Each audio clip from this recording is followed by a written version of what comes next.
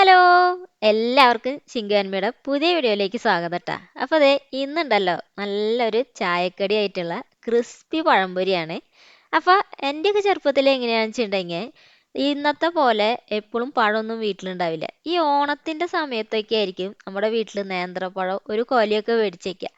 അപ്പൊ അതാണെങ്കിൽ കുറെയൊക്കെ കഴിയുമ്പോൾ അതൊക്കെ പഴുത്തതാവും. ആ ഒരു സമയത്താണ് അമ്മ നമുക്ക് പഴംപൊരിയൊക്കെ ഉണ്ടാക്കി തരാട്ടാ. അപ്പൊ അതിൻ്റെയൊക്കെ ഒരു ടേസ്റ്റ് എന്ന് പറഞ്ഞാൽ അതൊരു വേറെ തന്നെയാണ്. അപ്പൊ ആ ഒരു രുചിയിൽ നമുക്ക് ഈ ഒരു ടേസ്റ്റി ആയിട്ടുള്ള ഒരു പഴംപൊരി തയ്യാറാക്കി എടുക്കാട്ടാ. അപ്പൊ നമ്മുടെ ചാനൽ ആദ്യമായിട്ട് കാണുന്നവർ ഒന്ന് ലൈക്ക് ചെയ്യാനും ഇനി ഇഷ്ടപ്പെട്ടാലേ ഒന്ന് സപ്പോർട്ട് ചെയ്യാനും സബ്സ്ക്രൈബ് ചെയ്യാനും മറക്കരുത് ട്ടാ. അപ്പൊ നമുക്ക് വീഡിയോയിലേക്ക് കടന്നാലോ. ഓക്കെ. അപ്പൊ നമ്മളിവിടെ 3 നല്ല പഴുത്ത പഴമാണ് കേട്ടോ എടുത്തിട്ടുള്ളത്. ഇനി ഇതിനെ നമുക്കൊന്ന് തൊലിയൊക്കെ കളഞ്ഞ് നല്ല രീതിയിൽ തന്നെ ഒന്ന് കട്ട് ചെയ്തെടുക്കണം. അപ്പൊ ഞാൻ ഇവിടെ ഈ രണ്ട് സൈഡും ഒന്ന് കളഞ്ഞെടുക്കുന്നുണ്ട്. അതിനുശേഷം നമുക്ക് തൊലിയൊക്കെ കളഞ്ഞിട്ട് ഇതിൻ്റെ ഇതേപോലെ ഒന്ന് നടു ഒന്ന് കീറിയെടുക്കാം. എന്നിട്ട് ഞാൻ ഇതിനെ വീണ്ടും ഒരു പകുതിയും കൂടി ആക്കുന്നുണ്ട് കേട്ടോ. അപ്പൊ 4 പീസാക്കിയിട്ടാണ് നമ്മൾ ഇതൊന്ന് കട്ട് ചെയ്തെടുത്തിട്ടുള്ളത്. അങ്ങനെ ദേ എല്ലാം അതും ഇവിടെ കട്ട് ചെയ്ത് റെഡിയാക്കി വെച്ചിട്ടുണ്ട് കേട്ടോ. അപ്പൊ ഇനി ഇതേ അടുത്തതായിട്ട് ബാറ്റർ തയ്യാറാക്കി എടുക്കാനേ ഒരു 3/4 കപ്പ് മൈദയിലേക്ക് 2 ടേബിൾ സ്പൂണോളം അരിപ്പൊടി ചേർത്ത് കൊടുക്കാം കേട്ടോ. അപ്പൊ അരിപ്പൊടി ചേർത്ത് കൊടുത്താൽ നല്ലൊരു ക്രിസ്പിനെസ് കിട്ടും. അതിലേക്ക് തന്നെ 1 ടേബിൾ സ്പൂൺ പഞ്ചസാരയും പിന്നെ ദേ എള്ള് അതൊരു 1/4 ടേബിൾ സ്പൂണോളം ചേർത്ത് കൊടുക്കാം. പിന്നെ ദേ ഇതിലേക്ക് ജീരകം കൂടി ചേർത്ത് കൊടുക്കുന്നുണ്ട് കേട്ടോ.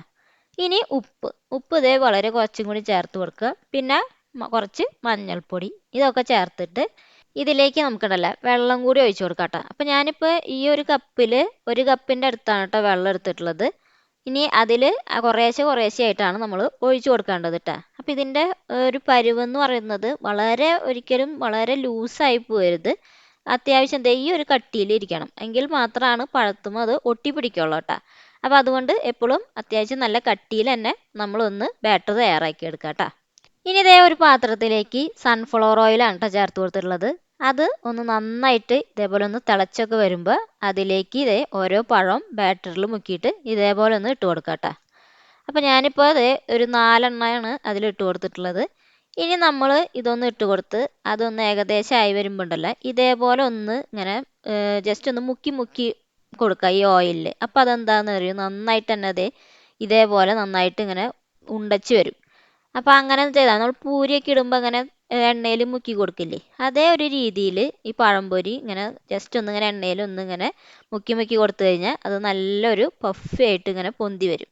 അപ്പോൾ അതേ നല്ല ക്രിസ്പി ആയിട്ടുള്ള പഴംപൊരി ഇവിടെ റെഡി ആയിട്ടുണ്ട്. ഇനി നമുക്ക് ഇതിനെ ഒരു പ്ലേറ്റിലേക്ക് ഒന്ന് സെർവ് ചെയ്യാം കേട്ടോ.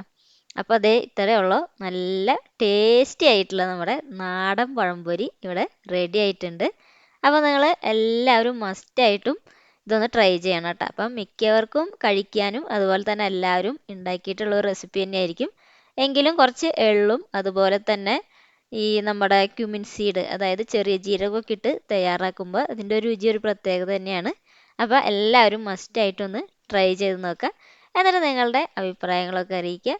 അപ്പോൾ നമുക്ക് അടുത്തൊരു അടിപൊളിയായിട്ടുള്ളൊരു വീഡിയോ ആയിട്ട് വീണ്ടും കാണാം. Okay, by.